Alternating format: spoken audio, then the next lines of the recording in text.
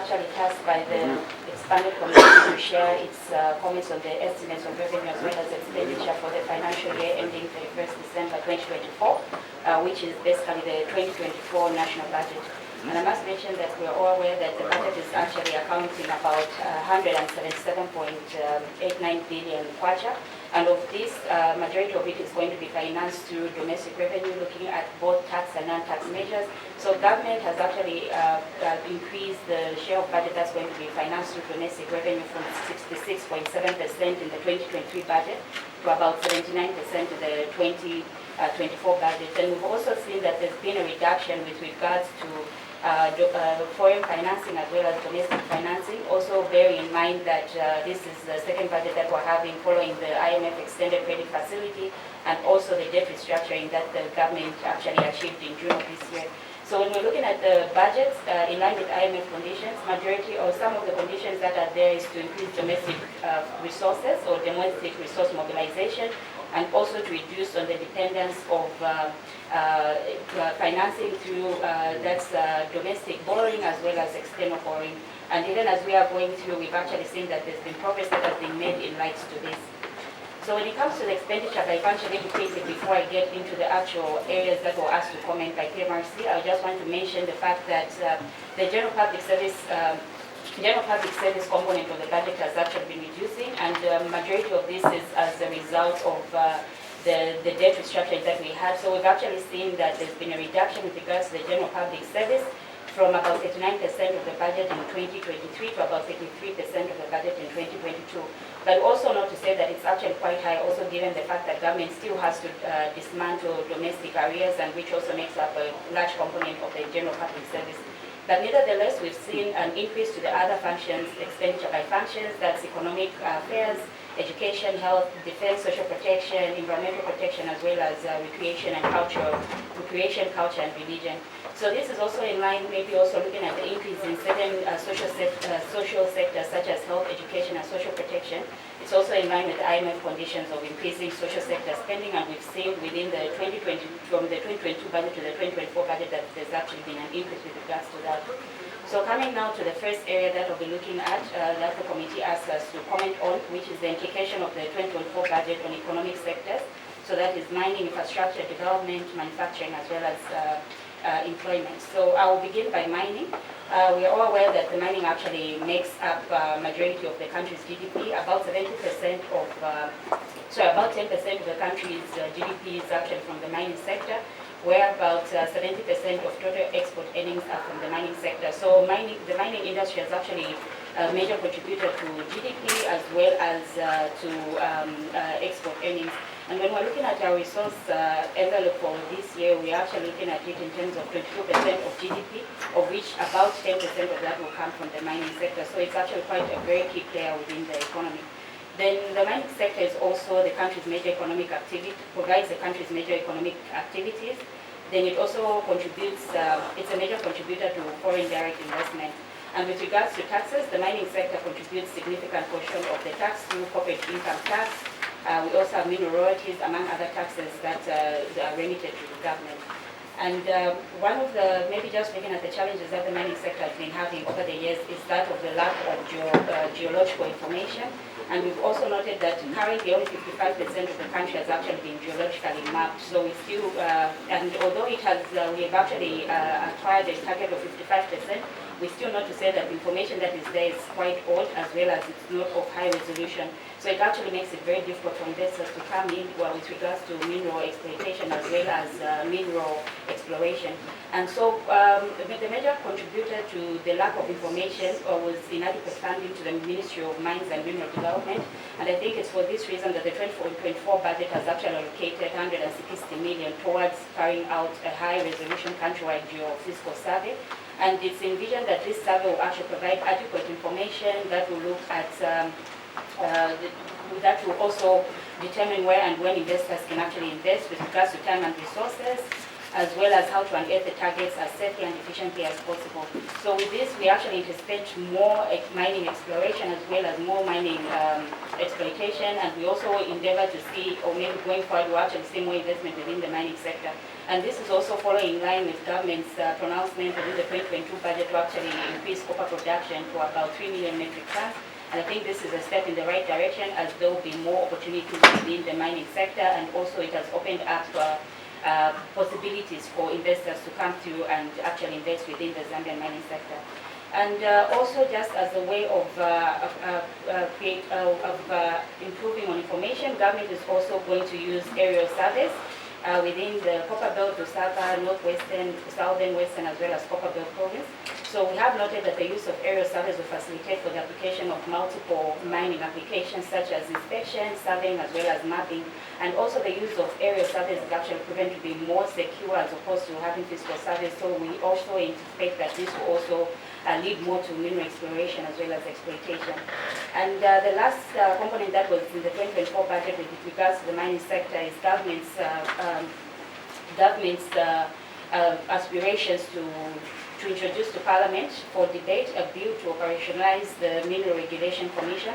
So the Commission will focus on producing reporting, production reporting, mineral content analysis, as well as illegal mining. So with the full operationalization of this commitment will come to increase mine uptime, and also we also endeavor to see an increase in revenue collection given the compliance levels that will actually increase with the regulation commission that will be put in place.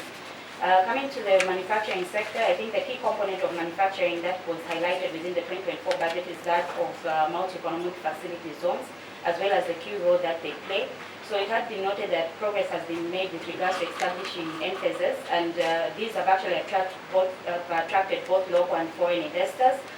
For example, the Lusaka South NFES currently has 22 operational companies with a total investment of about 541 million United States dollars, and has offered about 12,558 jobs currently in total.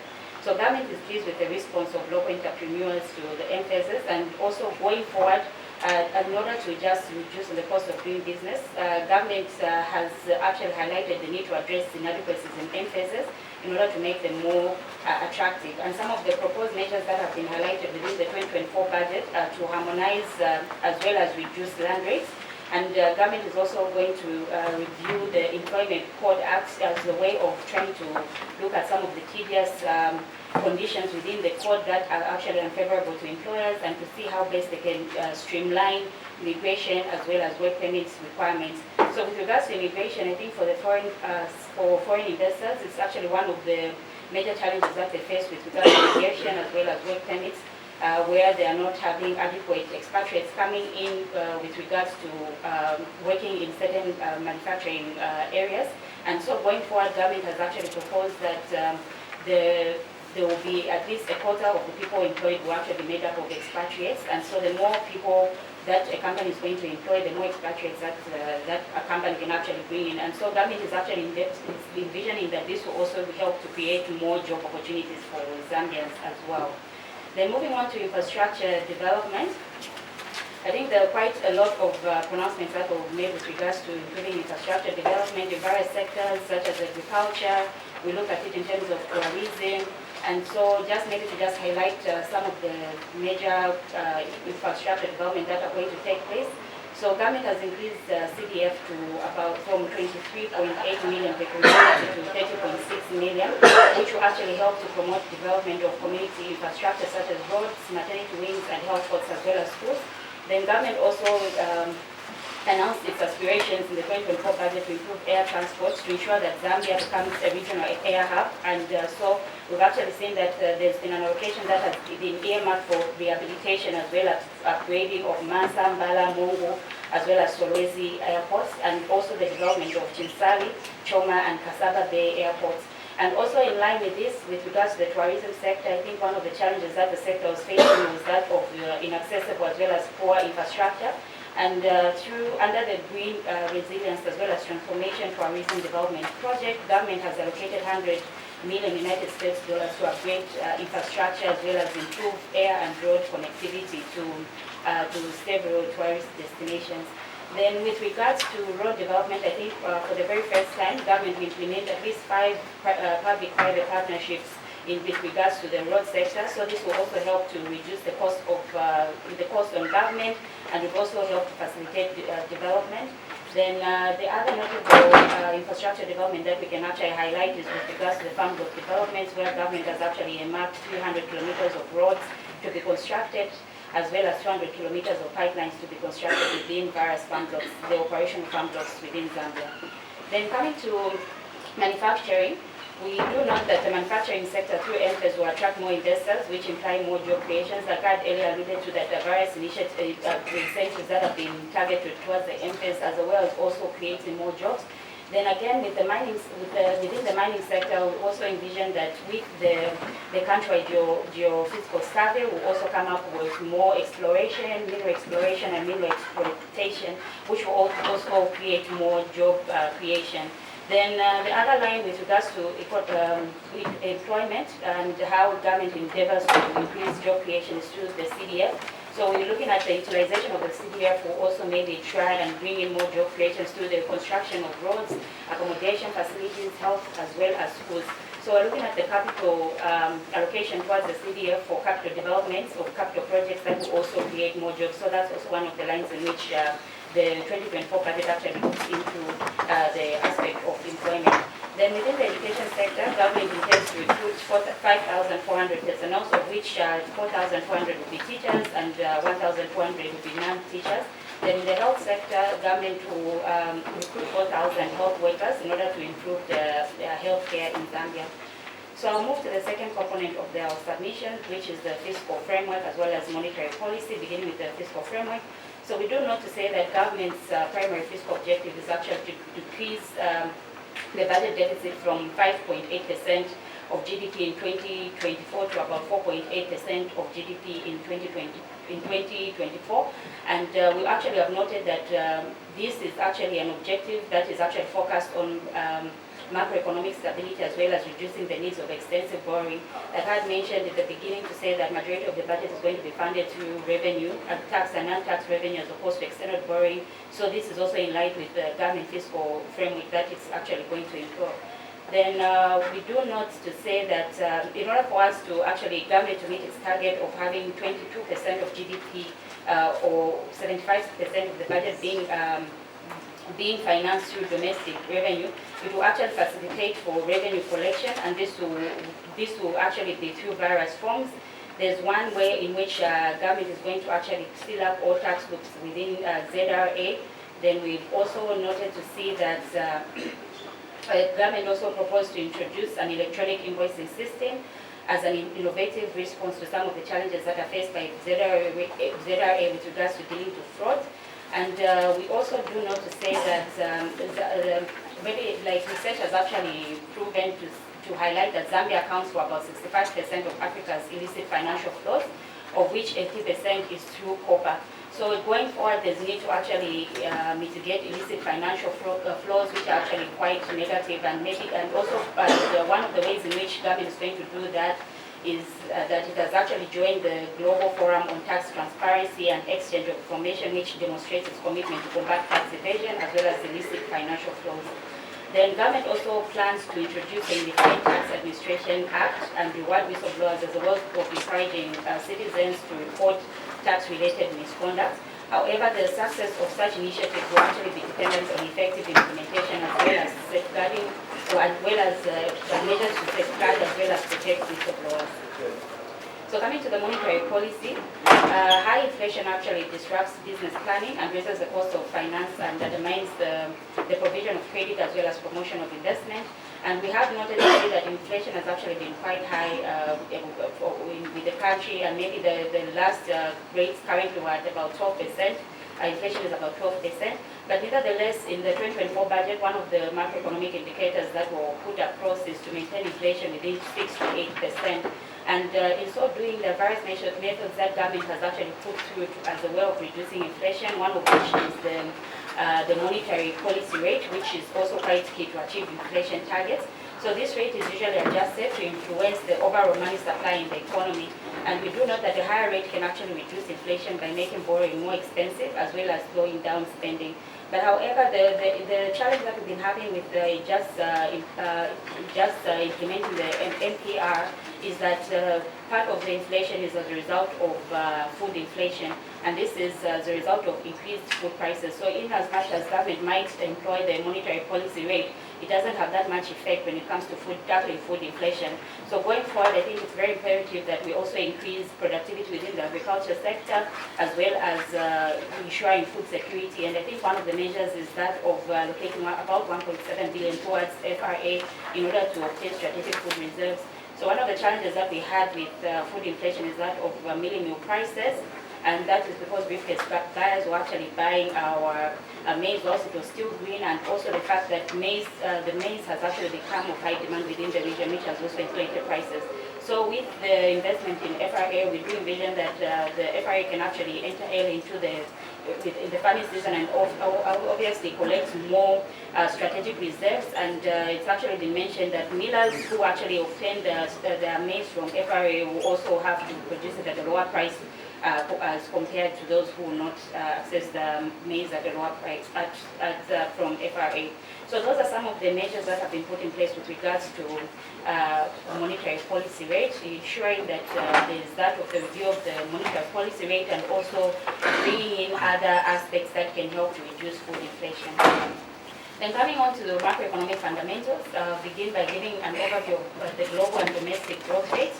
So at global level, economic growth is expected to slow down to about 3% in 2022 compared to the 3.5% in 2024. And the reason for this is due to the sustained tightening of monetary policy in advanced economies, as well as the adverse effects of climate change and the impact of prolonged Russia-Ukraine war, which has largely attributed to this negative economic growth.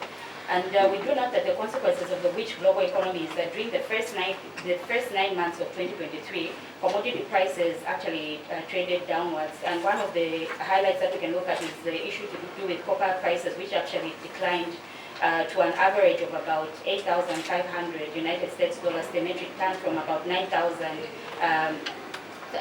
United States dollars during the same period of 2022.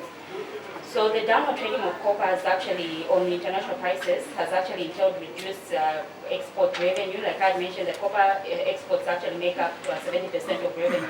So with this downward prices, it has actually affected our trade balance as a country. And coming to the domestic economy is actually projected to grow by 2.7% in 2023 compared to 5.2% in 2022. So the slowdown is mainly attributed to the reduced production in the mining sector on account of operational challenges as well as flooding in some of the major mines. So I think this year we did have some challenges within the mining sector. We've also seen that copper production has actually reduced, and this has also reduced the growth of the economy from 5.2% in 2022 to about 2.7%. And so moving on to inflation, like I had mentioned, that inflation is still high. It has increased to about 12% in September 2022 from 9.9% from September 2023, from 9.9% of December 2022. And this has mainly been driven by the increase in prices of maize grain as well as meat products. And I had mentioned to say that majority of our inflation is actually caused by food inflation, which is quite difficult to actually maintain using the NPR. And in response to the rise in inflation, the Bank of Zambia actually raised policy rate by 100 basis to about 10% in August. So high inflation actually makes the domestic goods less attractive, as well as demand on international market is actually reduced. Then it also has a negative impact with regards to the purchasing power of consumers, like the way we local Zambians are with high rates of inflation has actually reduced the purchasing power and has also resulted in the high cost of living in Zambia. Then coming to the exchange rate, the kwacha depreciated by 10.9% against the United States dollar to about 20 kwacha per United States dollar from January to August 2022. And the depreciation of the kwacha was mainly on account of on strong demands, while inflow, especially from the mining sector, actually reduced. So the demand for the dollar was actually quite high, and yet we actually saw slow production within the mining sector. Exchange markets, the statutory reserve ratio was actually increased to about 250 basic points, to which accounted of about 11.5% in February of 2023. So we also, the fourth issue that I will look at is to comment on secure debt restructuring deals, that's bilateral as well as multilateral, and its impact on the economy. So we do know that government acknowledges the need to address its external debt burden, also given the fact that Zambia was the first African country to actually default on its debt repayments. So it was very imperative that government actually came up with a strategy aimed at mitigating this. And we did achieve debt restructuring in June when we saw 6.3 billion of the debt actually restructured with Zambia's official creditors under the G20 framework. So this is actually one of the great achievements that we had. Then, although we do know that that has been achieved, we also note to say that it's actually crucial to finalize the memorandum of understandings that will promptly provide clarity as well as assurance to both parties involved. So we still need to provide the memorandum of understanding in as much as we managed to secure the 6.3 billion United States dollars from our official creditors. There's also a need for us to actually come up with memorandums of understanding. And lastly, with regards to the debt, as the investment environment is deemed to be stable and favorable due to debt restructuring, investors will not be forced to pay for debt through increased taxes. So debt restructuring will have an economic benefit and impact, and a positive impact on the economy as well. They're now coming to the issues to do with outstanding debt with private lenders. So it's imperative that commercial debt with private lenders, which is yet to be restructured, to be expedited. Then we also do note to say that Zambia's private creditors must reduce their relative debt payments by more than 50% in order to match the government's debt relief agreements as estimated by the Zambia Civil Society Debt Alliance and Debt Justice.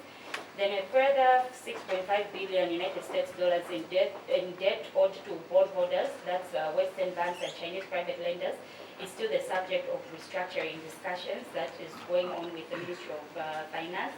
Then again, we also note that according to the G20 Common Framework, private creditors must receive comparable treatment as well as accept restructuring terms that are at least favorable as they are offered by private lenders. And now coming on to any other relevant information that may be useful to the committee. As PMRC, we do take quite cognizant with regards to the budget in meeting international best practices or international benchmarking so as to see how our budget is faring. And with this regards, we actually looked at it in terms of the Maputo Declaration, which states that at least 10% of the total national budget should go towards the agriculture sector. But we do note to say that government actually failed to meet this, although we've seen an increase from 6.7% in the 2023 budget. We are currently at about 7.8%, and more needs to be done. And also given the fact that we actually reached 8 billion population last year, it's also imperative that Zambia can actually position itself as being a food hub for the rest of the world, given the various comparative advantages that we have, arable land as well as the good climate environment. So it's imperative that we actually increase budget allocation towards the agriculture sector. Then in line with the Ancient Declaration on Education, which states that 20% of the total budget be allocated to the education sector, we actually failed to meet that as government, and we've also seen that there's been an increase that is still less than what is actually required from the government. Then when you're looking at it in terms of health sector, in line with the Abuja Declaration, which states 15% of the total budget should go towards the health sector. We are also falling short with regards to that, but some of the scores that we can actually give as PMRC are with regards to social protection, which has actually been increasing from 2022 to 2024, and it's actually been within the international best practice of having at least 3.5% of the budget going towards social protection. And we also note that for water and sanitation, we are within the brackets of 1 to 3% of budget allocation, but also given the nature in which we are as Zambia, I think there's also a need to actually invest more in water and sanitation, given the various waterborne diseases that we have, and also poor water and sanitation services that are there, particularly in rural areas. So in conclusion, Chair, I would like to mention that the 2024 budget has actually given a shift towards allocating resources to economic sectors such as agriculture, mining and tourism. In terms of budget credibility, government has demonstrated by prudent spending within the budget threshold. Then our recommendations going forward with regards to the 2024 budget, we have 3 recommendations that we highlighted. The first is that the government needs to meet budget allocation towards key sectors and more so in line with international best practices. Like I had given to say that we're actually scoring quite low with regards to other sectors, so there's need for more budget allocation. Then secondly, government needs to expedite negotiations with private creditors to make debt more sustainable in order to attract more investors in key sectors like mining, agriculture, and manufacturing. And lastly, we would like to recommend that government through Zambia Revenue Authority expedites the introduction of an electronic invoicing system and ensure that the implementation of this system is actually smooth and user-friendly. With this, Chair, I'm going to end here. I think from what we have noted in this budget is that one, it is progressive in terms of having a clear shift to allocate resources to economic sectors. But critical is that we have noted poor performance in the mining sector, and what is very critical there is that we need to quickly unlock some of the bottlenecks in the mining sector. The issues to do with aerial surveys may not be an urgent need, but it might be prudent that issues now surrounding Mopani can quickly be resolved so that the two mining houses, when they come on board, they can actually cumulatively add production to what is existing. Apart from that, we note that the budget has increased allocation to the agricultural sector, but however, we may note that we have not yet migrated to the Comprehensive Agricultural Transformation Program, which is quite critical in terms of having an inclusive agenda in terms of addressing the number of bottlenecks in the agricultural sector. And so it would be prudent that the Ministry of Agriculture, with some of the allocated resources, quickly launch the program, and by next year, the season should actually be able to operate under CATSIP, where we have an inclusive aspect in terms of having the private sector coming on board in terms of participation to that effect. I think these aspects, I thought that they would be very critical. I know we may not have all the time to exhaust the number of important points within the program. You have made this presentation and would want to ask a few questions from you. The first one being, most of the countries which are succeeding today are either directly involved in mining or they have certain shares, maybe it's a 50-50 share with the people who are mining the shares. Our mines are in private hands. The government waits for the profits to be declared. That is where the taxes are being gotten. We are investing this 1.6 billion for area surveys to do work for people so that they can come and mine our products. Is that a prudent decision to make, especially that we do not have direct control over the mines? We just await for the taxes. There's been a cry for price transferring because it's the nature of multinational companies.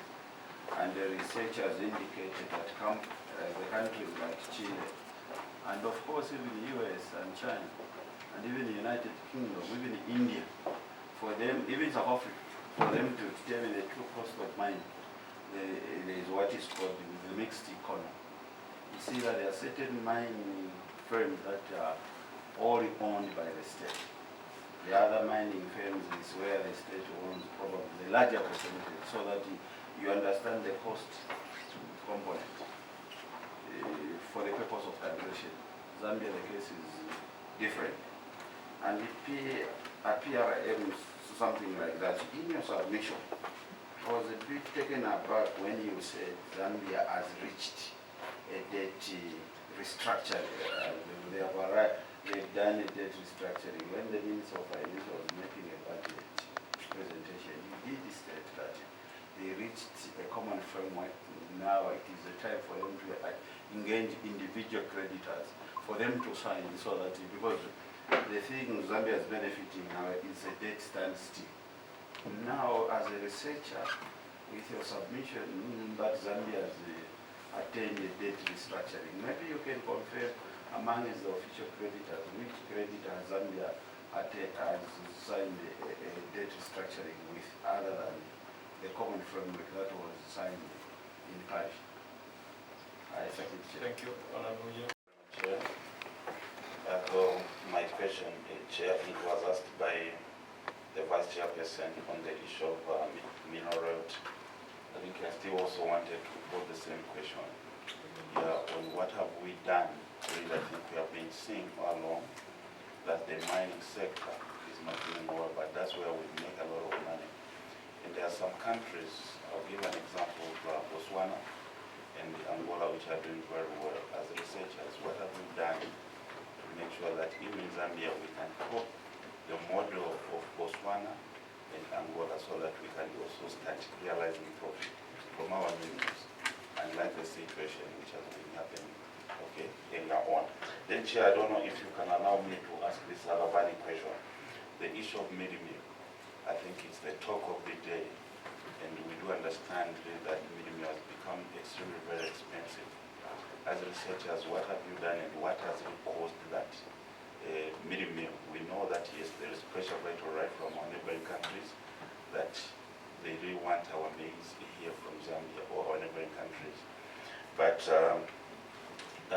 if you remember quite all right, 50 kg bag of maize, when it was costing at 180 kwacha, a 25 kg of meal was going at 140 kwacha. I think the difference was just a 40 kwacha.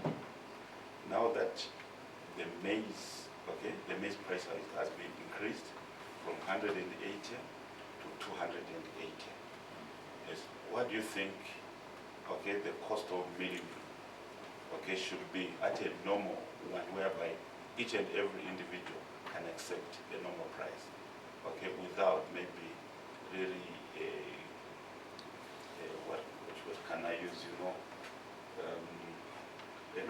Maybe I'll just use this, though it's not, it's too strong, and like sabotage the Zambian people. All right, it's like we are sabotaging the Zambian people. The price of milling, which our millers, okay, are selling at, is just too high. What do you think the price of milling, okay, should be at a normal price whereby it can be accepted for every Zambian? Thank you very much, sir. Thank you. The investment in the geophysical survey, I think it's actually quite promising. It's something that is quite timely. We also noted that in a research report that we did looking at the actualization of the 3 million metric tons of copper in the next decade. So one of the study findings actually looked to say that one of the major challenges within the mining sector was that of the lack of accurate as well as high resolution information. So when we do have that information readily available, we can actually bring in more investors within the economy. And you know, the way it is, the mining sector actually accounts for majority of the taxes that are actually gathered from ZRA, that's both corporate income tax as well as mineral royalty. So in as much as we might not be playing a first hand of us actually being the sole owners of the mines, it will also have a trickle-down effect with regards to providing more job creation as well as economic stability. So we also, as government, one of the things that has been being done is to actually to create an enabling environment which will facilitate for economic growth. So that's actually one of the things that we need to look at, also creating an enabling environment. So we also need to provide that information to bring in investors. So I think that's the comment that I can give.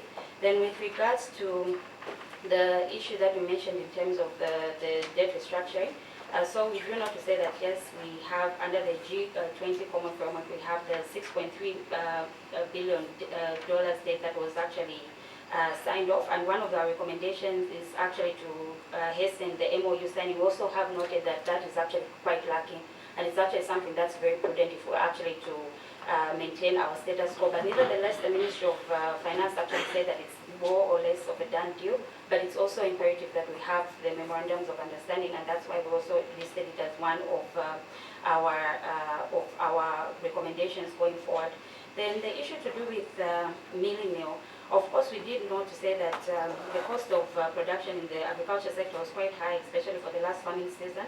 And we have noted that at the time, fertilizer was actually going at about 1,200 United States dollars per metric ton, but that has reduced to about 850 United States dollars per metric ton. So what we're trying to envision is with the reduction in fertilizer, we can actually see a reduction in the cost of production and also a reduction in the price of milling meal. But when it comes to saying we give an amount that will be adequate, I think we also need to bear in mind the issues that are there with regards to cost of production. So when you look at it in terms of the fertilizers, in terms of the certified seed that was also put in place, how much can that, when you look at the cost of production, that can actually determine the rate at which milling meal prices can actually be sold at. So going forward, maybe in this farming season, we envision to say that there will be a reduction in cost of production, looking at the reduction in fertilizer. So we also envision to see a reduction in milling meal prices, and also with FRA, where they say that all the millers that will be getting the reserves from FRA will have to produce or will have to sell milling meal prices at a lower price. That also aims at ensuring price stability with regards to milling meal prices.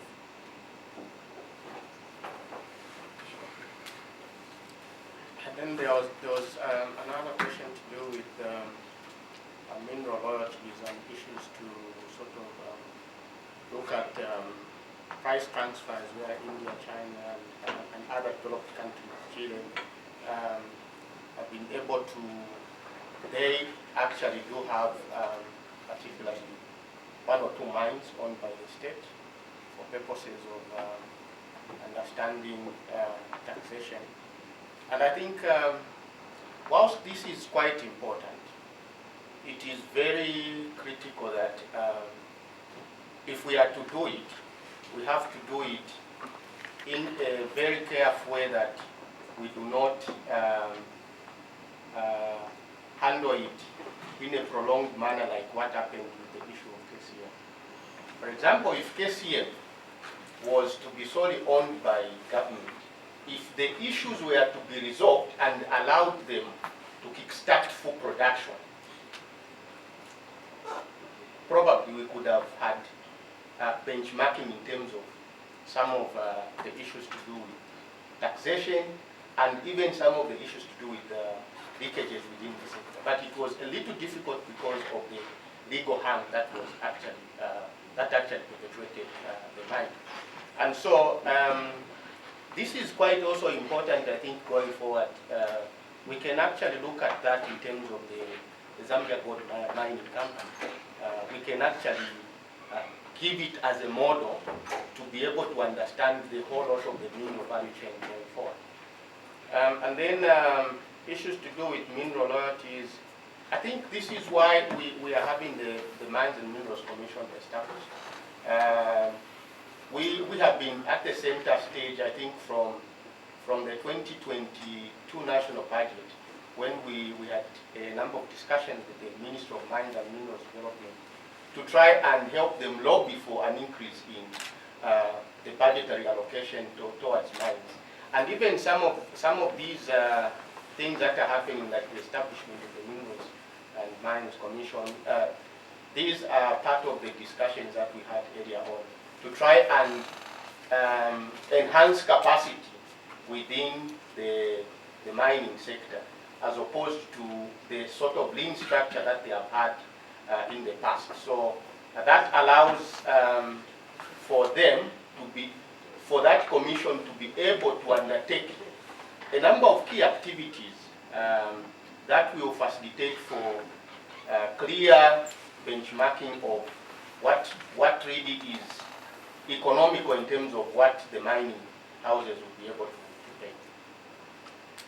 To the nation through the People's Assembly, I want to ask a question, drawing text from both the speech that was tendered by the Minister and the borrowing plan, which the Minister also presented together with a speech. On the borrowing plan, page 2 of the borrowing plan, if you have it, there is text there that I'll read to you, which is saying, gross domestic financing for the financial year 2024 is projected at 83.2 billion kwacha, out of which 16.3 billion will be net financing to finance the 2024 budget, with the remainder being used to refinance maturities falling due during the course of the year. Now, I did quick math.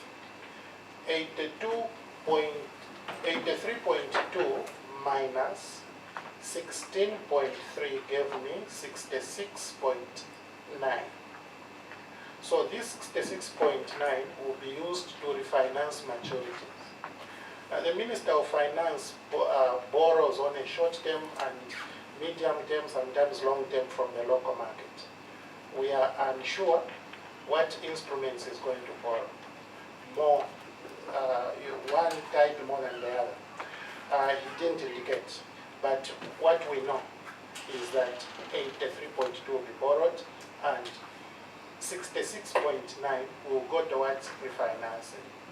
When you come to his budget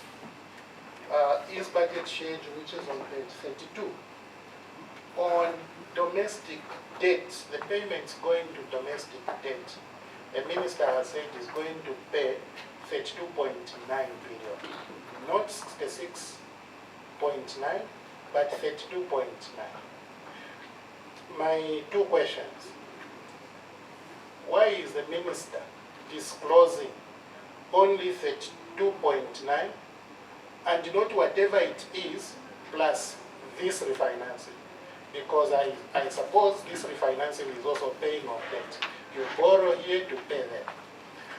My second question. In the view of the witness, is this an statement on the expenditure of government by the tune of 66 billion, or this is just some government operation outside of where it wants to sit? Thank you, Honorable.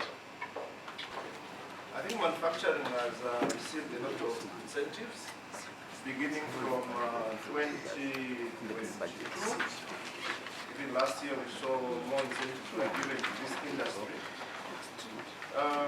And this year, according to what I'm reading from what you've written in your submission, you are saying the major priorities for Zambia's manufacturing sector in the 2024 national budget on page 2, therefore, is increasing production and exports, attracting investments, enhancing value addition, promoting collaboration with foreign partners and improving the business environment to encourage manufacturing and job creation.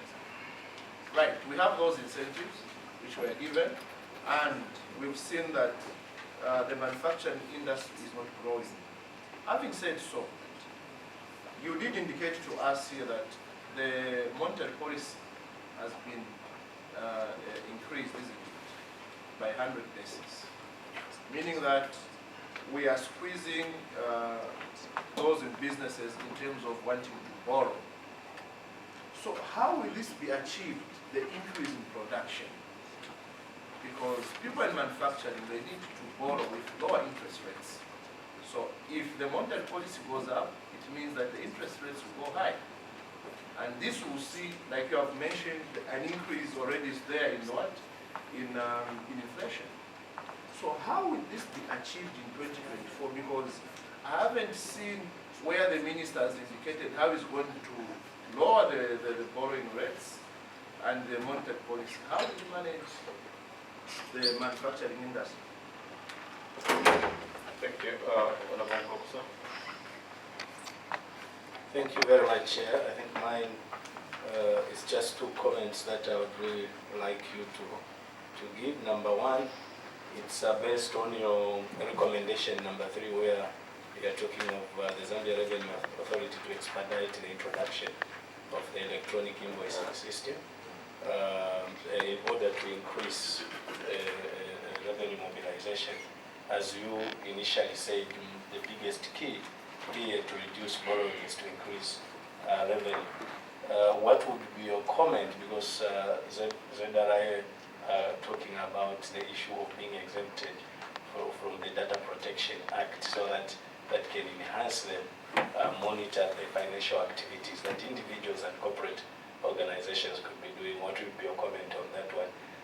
Also on the issue of mining, I think you indicated that there was a reduction, and I think you clearly in the output of the copper, and clearly you indicated that that would have mainly been due to the challenges the two big mining giants were facing in terms of, would it be right to say you expect now that the KCM issues have been resolved, and that the Mopani issues, the minister was saying is just soon they will be resolved? Are you seeing an increased production of copper in the 2024 budget? Thank you.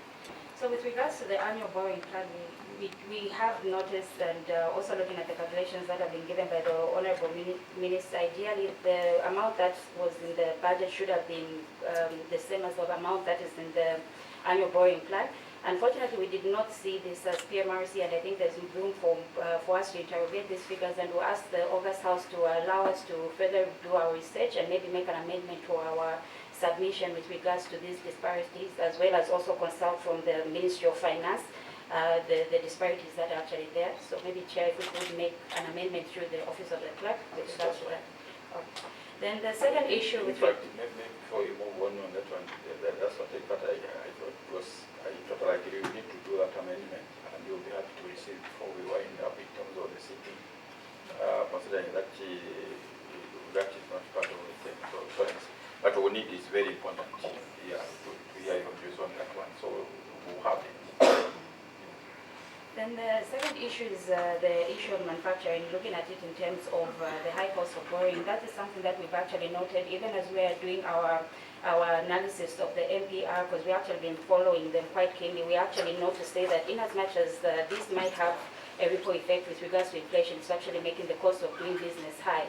And so in order to mitigate this, there are other incentives that government has put in place. For instance, there's one to do with the harmonization of land rates. So we do note to say that in as much as other components of doing business might be increased, government is also trying to see how to reduce certain components in other aspects.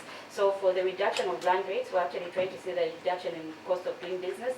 Then also there's the issue to do with the Employment Act, which is also going to be amended to look at the TDS as well as other statutory obligations that companies need to also pay. So we're hoping that that will also have a cushion effect with regards to the capital, the increase in capital. But nevertheless, would actually also like to see the way the agriculture sector has the farmers' credit window. It will also be imperative to also have that within the manufacturing sector. So for that, it also works to the advantage of farmers, as they will have lower interest rates, they will have access to finance at lower interest rates. So going forward, I think that is also quite key. Maybe we could also recommend that a similar scheme is actually put in the manufacturing sector, where local manufacturers can actually have a credit window where they can actually obtain lower loans as compared to using commercial banks. I think the issue to do with increased copper production, I think this is quite key. I think some of the measures that have been put in place and the happenings so far, where we have seen the unlocking of KCM, in our envision to see that Mopani is also unlocked, it is likely that the production is likely going to be increased. Apart from that, there is also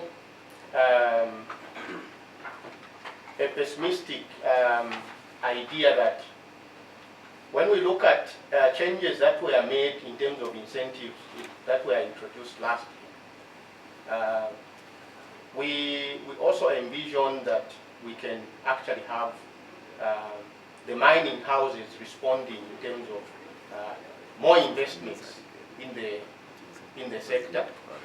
But what is very critical is also that the Ministry of Mines and Minerals Development, before the introduction of the commission is done, I think it is also imperative that they actually improve their efficiency in terms of monitoring the operations within the mining sector. I think this is quite important in terms of ensuring that compliance, as well as in terms of issues to do with taxes and issues of declaration. I think this has been a very critical issue for most mining houses, because that hinges on taxation. And so it will be very important that as we wait for the window regarding the establishment of the commission, the Ministry of Mines and Minerals, the Ministry of Mines need to ensure that they provide an effective framework to monitor what is happening within the mining sector.